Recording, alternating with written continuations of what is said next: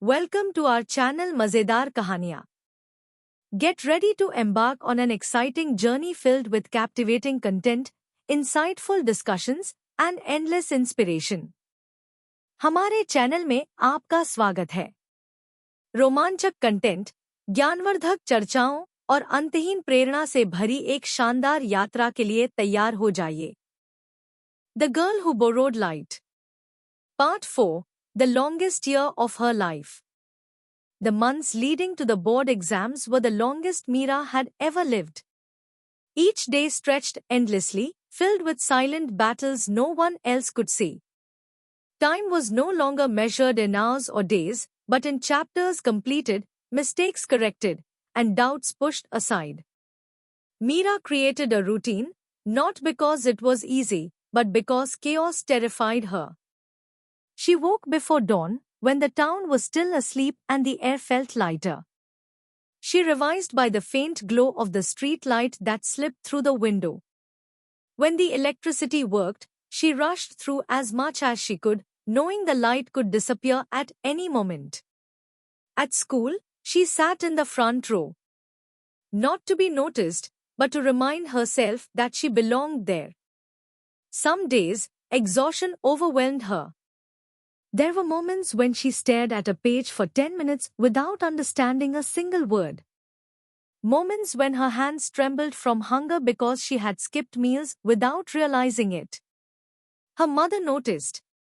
Shanta began saving small portions of food for Meera, pretending she wasn't hungry. She warmed water for her daughter late at night, massaged her aching shoulders silently, never interrupting her study. Her father, still in pain, began waking early to sit near the door, just in case Meera needed quiet. Love in that house was never loud. It existed in sacrifices. As the exams approached, fear returned, not as panic, but as a dull ache that never left. Meera knew she had prepared as much as she could. She also knew life did not always reward effort fairly. The night before her first exam, the electricity failed completely. No candle remained. Meera sat on her bed, holding her admit card, heart pounding. She felt helpless. For a brief moment, she allowed herself to surrender, to accept that some things were beyond her control. She closed her eyes. And then she did something unexpected. She slept. Inside the examination hall, as she opened the question paper, fear tried to return. But something stronger stood in its place. Focus. She wrote slowly, carefully. She remembered mistakes. She corrected them. When she didn't know an answer, she didn't panic, she moved on. Days turned into weeks. One exam ended, another began. By the final paper, Meera felt empty and full at the same time. When it was over, she walked home in silence. No celebration. No tears. Just relief. Then came the waiting. The days after exams were unbearable. The town returned to its usual rhythm, but Meera felt suspended in time. Some nights, she imagined failing. Other nights, she imagined freedom. On result day, the school notice board filled quickly. Students crowded around, shouting names, laughing, crying. Meera stood far away. Her heart pounded so loudly she was sure others could hear it. When she finally gathered the courage to look, her breath caught. Her name was there. Not at the bottom. Not barely passing. She had done well. Very well.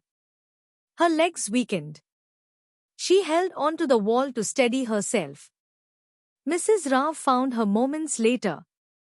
You didn't just survive, the teacher said softly. You proved something.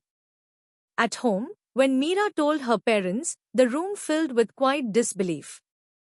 Her father sat down slowly, tears escaping without shame. Her mother held Meera tightly, whispering prayers of gratitude. But the biggest surprise was yet to come. Weeks later, a letter arrived. A scholarship. Enough to support her further education. Meera read the letter again and again, as if afraid it would disappear. That night, there was electricity. Bright, steady, generous. But Meera still lit a candle. She placed it beside the letter. A symbol. A reminder. Because this light, this success, had been borrowed from countless moments of darkness. Video देखने के लिए बहुत बहुत धन्यवाद। अगर आपको यह कहानी पसंद आई हो तो लाइक, शेयर और सब्सक्राइब करना बिल्कुल न भूलें। मिलते हैं अगले वीडियो में।